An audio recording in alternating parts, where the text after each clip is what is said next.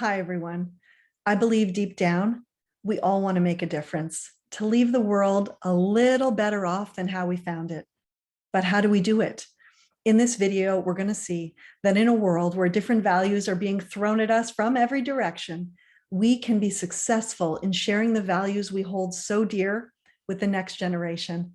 Welcome back to Torah in 10. I'm Jody Burkell, and this week, like every week, we bring Jewish wisdom to life for our life. It's great to be here with you again. If you're enjoying the video, make sure to give it a thumbs up. It makes a big difference. Friends, when I graduated from university, I received a gift from one of my oldest friends. It's a bracelet engraved with the words, "In the end, we will conserve only what we love. We will love only what we understand. We will understand only what we are taught."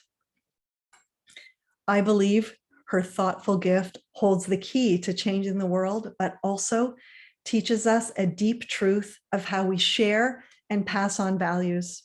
Rabbi Sacks says, if we truly wish to hand on our legacy to our children, we must teach them to love it.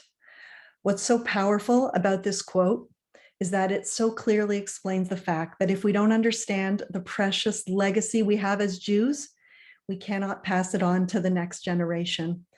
Rabbi Sack says we can lose a priceless legacy simply because by not loving it, we don't come to appreciate its true value. In other words, we inherit what we truly love. According to Rabbi Sacks, this is the moral of the story of the daughters of Tzlafchad in this week's Parsha. Tzlafchad, a father who died in the desert before the allocation of the land of Israel, left 5 daughters, but no sons. His daughters came to Moses with an unusual request. They said to him, "Our father has died in the wilderness. He had no sons. Why should the name of our father be omitted from among his family because he had no sons? Give us possession among our father's brothers." Moses brought their case before God, who told him, "What Tzlafchad's daughters are saying is right. You must certainly give their father's inheritance to them." And so it came to be. Yes, 3,000-year-old feminism before feminism was a thing. Once again, Hashem shows us the power and value Judaism places on women. Our sages spoke highly of these righteous women. What stands out, said the sages, was their love of the land of Israel. Rebbitzin Esther Youngreis of blessed memory echoes this idea. She said, if you truly love something, you won't be satisfied being passive about the object of your love.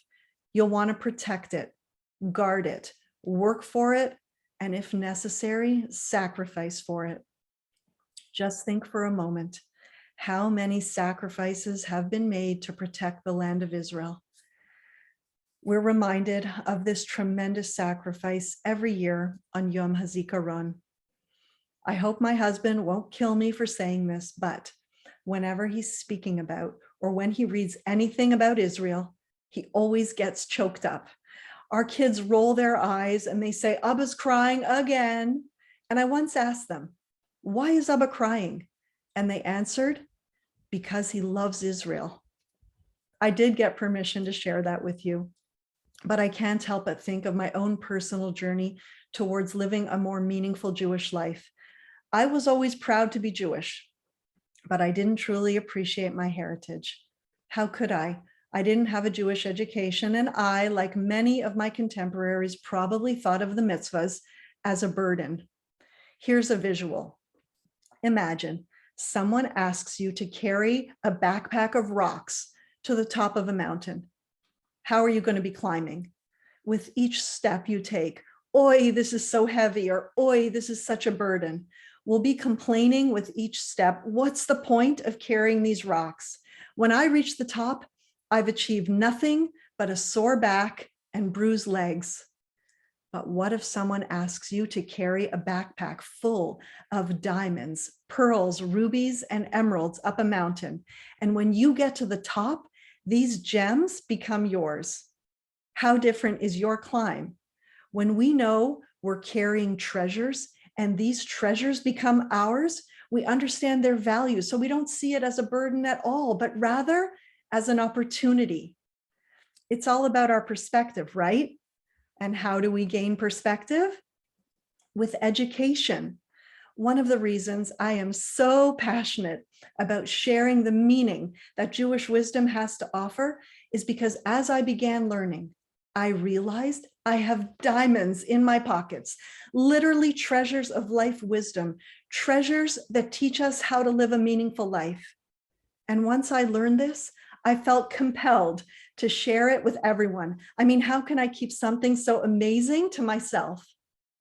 Rabbi Sacks teaches us that our Jewish identity is so meaningful, but when we don't fully appreciate the value of something, we can lose a treasure without even knowing it's a treasure.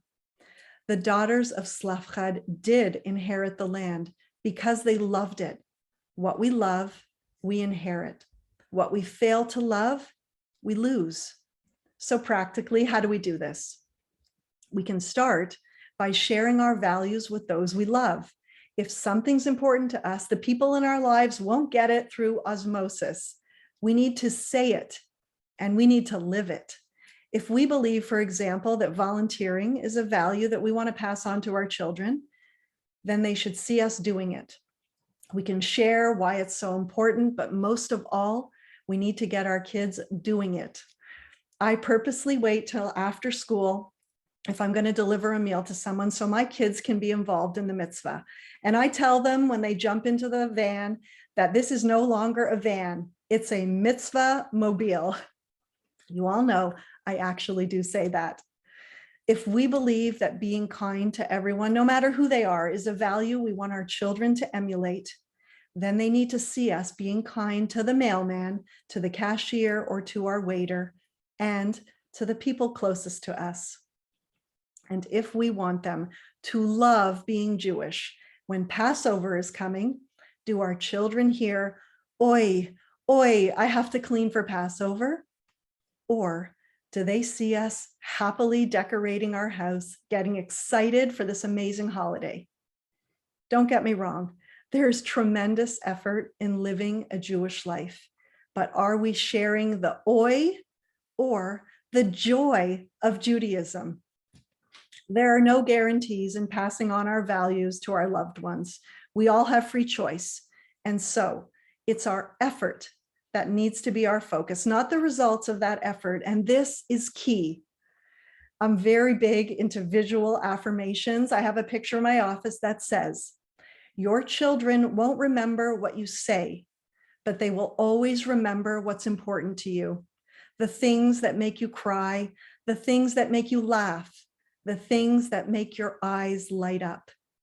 They will always remember who you are." So be who you want them to be and live how you want them to live. I can't wait to see you next week. Shabbat Shalom.